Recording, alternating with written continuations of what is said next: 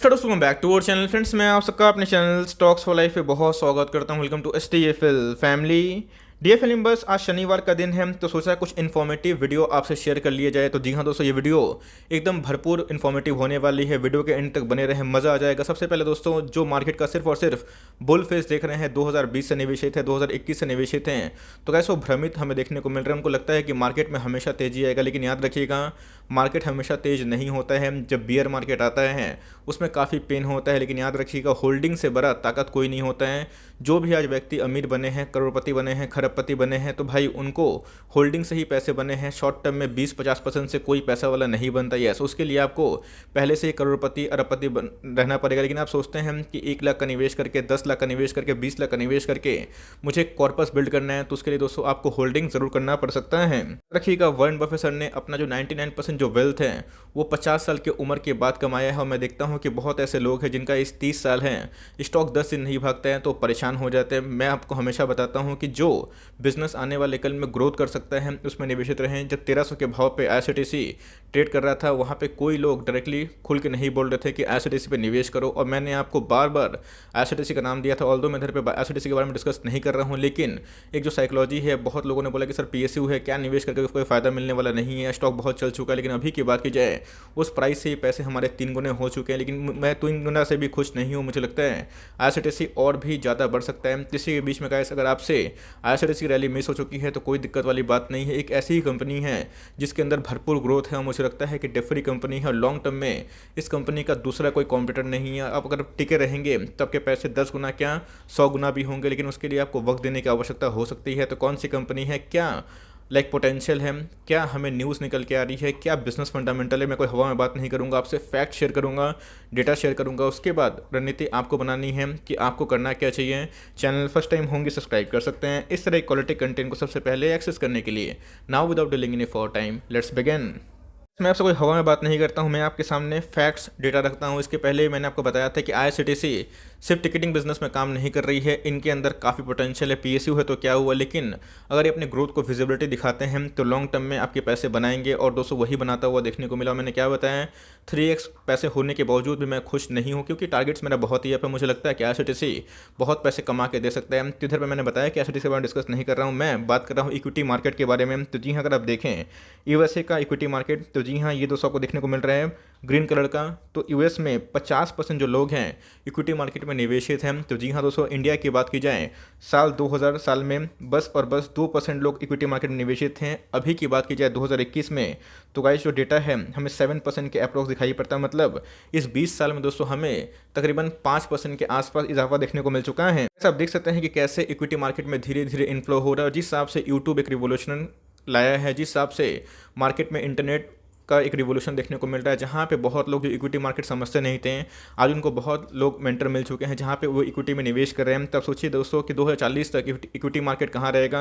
अगर ये आंकड़ा 7% से बढ़कर कभी 20% के आसपास, 25% के आसपास होता है आने वाले 15 साल में, 20 साल में, तो सोचिएगा इसकी कितना इन्फ्लो आने के चांसेस बढ़ सकते हैं। मैंने आपको USA का डेटा दिखाया, जहाँ पे ये जो FD का जो बॉन्ड है, मतलब FD का जो रेट है दोस्तों, मतलब बहुत ही कम होता है और वहाँ पे बहुत ही कम लोग FD में निवेश करते हैं। लेकिन इंडिया की बात की जाए, आप देख सकते हैं इसके इधर पे 57% जो लोग हैं ये बैंक में डिपॉजिट करते हैं। लेकिन जिस हिसाब से बैंक हमें परेशान कर रहे हैं, ये दिन पर दिन जो रेट है वो कम कर दे रहे हैं, तो लोगों के पास ऑप्शन नहीं है। वो क्या कर रहे हैं, या तो म्यूचुअल फंड में जा रहे हैं या सीधा डीमेट अकाउंट खुलवा रहे हैं। तो जी हाँ दोस्तों, आने वाले कल में म्यूचुअल फंड में और जो डीमेट अकाउंट में डील करती है उसमें बहुत ही गुड पोटेंशियल। अगर आप देख सकते हैं कि अभी भी 7% लोग ही इक्विटी मार्केट में निवेश करते हैं। तो सोचिए दोस्तों कि जो ग्रोथ विजिबिलिटी है वो कितना मस्त है और कितना शानदार है। 2% से अभी 7% हो चुका है। और जिस हिसाब से ये रिवोल्यूशन हो रहा है, धीरे धीरे जो लोग जागरूक हो रहे हैं, धीरे धीरे इक्विटी मार्केट में आएंगे। सोचिए दोस्तों, आने वाले कुछ सालों में इक्विटी मार्केट में पैसे कितने इन्फ्लो हो सकते हैं।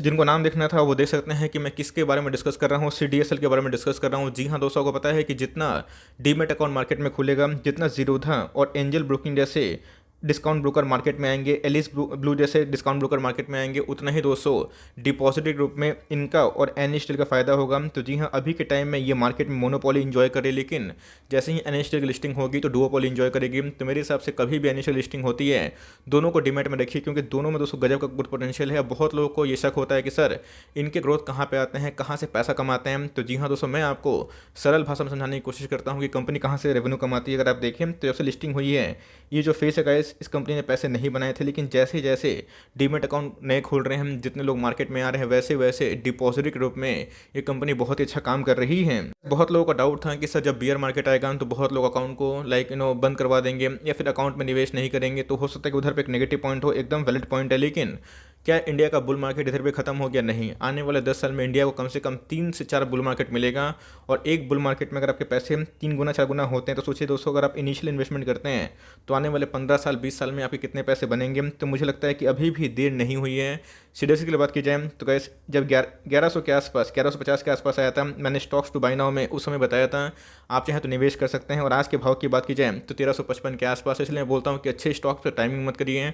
जो स्टॉक को चलाने के लिए, जो बिजनेस चलाने के लिए बहुत ही कम पूंजी की आवश्यकता होती है और जिसका बिजनेस सालों साल तक टिक सकता है, उसमें आपका निवेश जरूर होना चाहिए। सीडीएसएल जो है कैसे पैसा कमाती है, ये बहुत ही इंपॉर्टेंट पॉइंट है। तो जी हाँ दोस्तों, सीडीएसएल की बात की जाए, आप देख सकते हैं कि ये ऑनलाइन डेटा चार्ज करती है 16% के आसपास। आईपीओ और जो कॉर्पोरेट एक्शन होते हैं उसमें 10% के आसपास चार्ज करती है। ट्रांजेक्शन जो आप करते हैं उसमें इनका 19% का चार्ज होता है। और जो एनुअल जो इशूअर होता है उसमें भी कंपनी चार्ज करती है। और फर्स्ट डिपॉजिटरी है जिन्होंने 4 करोड़ न्यू डीमेट अकाउंट खोले हैं, और ये हिस्टोरिक लेवल का सबसे हाई देखने को मिल जाता है। दोस्तों अगर आप देखें तो FY20 से 21 तक अगर आप देखें तो इनके जो एनुअल इशूअर चार्ज है उसमें 11% की इजाफा देखने को मिल रही है। ट्रांजेक्शन की बात की जाए 177% बढ़ चुका है। आईपीओ की बात की जाए तो 46% के आसपास इजाफा देखने को मिला। मतलब हर एक फ्रंट में अगर आप देखें, आप देख सकते हैं कि इधर पे सीडीएसएल ने अपने परफॉर्मेंस को इन्हेंस किया। बट मैंने क्या बताया, हर एक स्टॉक का कुछ गुड पॉइंट होता है तो कुछ बैड पॉइंट भी होता है। मैंने क्या बताया कि मार्केट बुल फेज में है तो बहुत लोग डीमेट अकाउंट खोल रहे हैं, आईपीओ में निवेश कर रहे हैं, लेकिन जब मार्केट का बियर साइकिल आएगा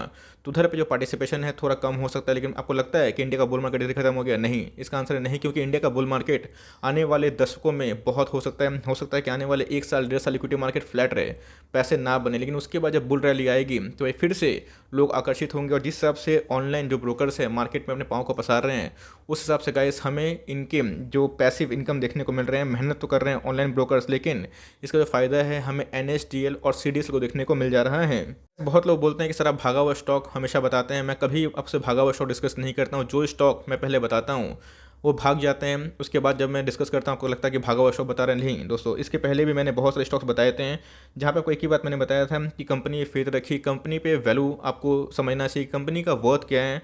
अगर आप देखें तो कंपनी ने इस साल में 154% के आसपास पैसे बना के दिए हैं। अब भाई इतना पैसा बनाएगा तो साइडवेज जाएगा ही, 15-20% क्या 30% का भी करेक्शन देगा, लेकिन मेक श्योर उनके बिजनेस जिंदा होने चाहिए। कंपनी की बात की जाए तो एक डेट फ्री कंपनी है, और मैंने आपको बताया कि कौन से फैक्ट से इंडियन इक्विटी मार्केट में इनफ्लो हो सकता है, और इससे म्यूचुअल फंड जो इंडस्ट्री है ये भी बेनिफिट में आएगी, और जितने भी डिपॉजिटरी है उनका भी बहुत ही अच्छा बेनिफिट हो सकता है। तो मुझे लगता है गाइस कि इस कंपनी में लॉन्ग टर्म में बहुत ज़्यादा ग्रोथ पोटेंशियल, अगर आप इसमें टिके रहते हैं आपके मैसिव पैसे बन सकते हैं। सिर्फ इससे कंक्लूजन मत निकालिएगा, बिकॉज मैंने क्या बताया कि आपकी रिसर्च, आपकी साइकोलॉजी भी बहुत ही इंपॉर्टेंट होती है। ब्लाइंडली किसी को ट्रस्ट करना, फॉलो करना या फिर मोटिवेटेड हो जाना बिल्कुल भी सही बात नहीं है। कभी कभी मैं भी क्या बहुत बार गलत जाता हूँ, लेकिन आपको ये श्योरिटी होनी चाहिए कि कंपनी पे आपको कितना फेथ है। 14,000 करोड़ के आसपास की मार्केट कैप है, ऑल टाइम हाई से अगर आप देखें तो आपको डिस्काउंटेड रेट में मिल रही है। बहुत लोग बोल रहे थे कि 1000 लेवल पर जाएगा ये और हैप्पीएस्ट माइंड, लेकिन ऐसा हुआ नहीं, और वहाँ से एक रिवर्सल हमें देखने को मिल रहा है। इसलिए मैं बोलता हूँ कि अच्छा स्टॉक होता है उसको चुन लीजिए और उसमें लॉन्ग टर्म SIP करें। अगर आप स्टॉक का पी देखें 71 के आसपास दिखाई पड़ता है। स्टॉक के ROC की बात की जाए 30% के ऊपर है, ROE की बात की जाए 25% के ऊपर है। कंपनी का जो फेस वैल्यू है 10 दिखाई पड़ता है। तो लॉन्ग टर्म में कंपनी IRCTC की तरह भी अपना स्प्लिट अनाउंस कर सकती है। ठीक है दोस्तों, सबसे खास बात क्या है, इसको चलाने के लिए बहुत ही कम पूंजी की आवश्यकता होती है, बहुत ही लो कॉस्ट बिजनेस मॉडल। आप देख सकते हैं कि इनके जो रिजर्व हैं ये टाइमली है बढ़ते हुए दिखाई पड़ रहे हैं, कोई बोरोइंग्स नहीं है। तो ये सब कंपनी लॉन्ग टर्म में दोस्तों अच्छा खासा वेल्थ क्रिएट करेगी। मुझे लगता है कि आप अगर अपने बच्चों के लिए या फिर किसी के लिए निवेश करते हैं तो जी हाँ, इन सब स्टॉक का फोकस होना चाहिए। जब कभी NSE लिस्टिंग होगी तो आप दोनों को उठा लीजिए और लॉन्ग टर्म तक बने रहें, बिकॉज ये सब डिपॉजिटरी मार्केट में मोनोपोली और डुओपोली क्रिएट करेगी और लॉन्ग टर्म में इन सब में मैसिव पैसे बन सकते हैं। एक वीक पॉइंट हमें दिखाई पड़ता है इनके प्रोमोटर होल्डिंग जो कि 20% के आसपास है। ऐसा कंक्लूजन मत निकालिएगा, बिकॉज हमें देखना है कि FIS और डीएस का क्या इंटरेस्ट है। एफआईएस ने अपने स्टेक को बढ़ा लिया है। डीएस की बात की जाए तो उनका स्टेक भी 30% के ऊपर दिखाई पड़ता है, लेकिन पब्लिक की बात की जाए तो उनका स्टेक सबसे ज़्यादा हाई है। तो ये दोस्तों एक नेगेटिव पॉइंट है, लेकिन ऐसे बहुत सारी केमिकल कंपनी है जहाँ पे पब्लिक का होल्डिंग बहुत ज़्यादा है, उसके बावजूद भी कंपनी बहुत ही बड़ा मल्टीबाय कर रहा है। तो इसी के बीच में डिसाइड आपको करना है कि आप क्या 15 साल ऐसी कंपनी पे, 10 साल ऐसी कंपनी पे फेथ कर सकते हैं। अगर हाँ तो गाइस इधर पे आप चाहें तो अपनी एसआईपी को लगा सकते हैं। बहुत बार मैंने इधर पे वीडियो भी बनाई थी जहाँ पे ये 1150 के आसपास था, और मैं बताया भी था कि बहुत बॉटम आउट मत करिए। अगर डाउन साइड 100-150 रुपये के आसपास है, लेकिन अपसाइड अगर आप भारतीय बाजार को देखते हैं तो बहुत ही ह्यूज है। और इंडिया की बात की जाए तो एफआईएस का बहुत ही अच्छा इन्फ्लो है। तो मेरे हिसाब से गाइस मैंने क्या बताया कि मार्केट में आप सिर्फ तेज़ी देख रहे हैं, मार्केट में मंदी भी आती है, उस समय ऐसा लगता है कि शेयर को बेच के प्रॉफिट को बुक कर ले और निकल जाए। लेकिन मैंने क्या बताया, जो लॉन्ग टर्म वेल्थ क्रिएशन होता है उसमें मात्र 1 से 2% ही लोग जीतते हैं, क्योंकि पेशेंस सबसे आवश्यकता होता है। तो इसलिए गाइस अगर आपका इंटेंशन बहुत ही लंबा है तो मुझे लगता है कि इस प्राइस पे भी अगर आप खरीदते हैं तो घाटे का सौदा नहीं है। एक डिप मारता है 1250 के आसपास आता है, तो उधर मुझे लगता है कि इस कंपनी पे मस्ट बाई हो सकता है। यस, इसके ऑपोजिट में अगर आपने एचडीएफसी एएमसी में निवेश किया है, नैम इंडिया में किया है, फिर कोई भी अच्छी कंपनी पे किया है तो उसमें कंटिन्यू करें। लेकिन इस कंपनी पे भी आप ट्रैक कर सकते हैं। मैं कोई हवा में बात नहीं करता हूँ, जो फैक्ट्स होता है आपसे शेयर करता हूँ। अगर आपको फैक्ट्स अच्छा लगता है तो आप रिसर्च करके इन सब स्टॉक्स में आराम से लॉन्ग टर्म का एकोमोडेशन कर सकते हैं और धीरे धीरे एसआईपी की वजह से इन सब स्टॉक्स पे अपनी होल्डिंग को बढ़ा सकते हैं।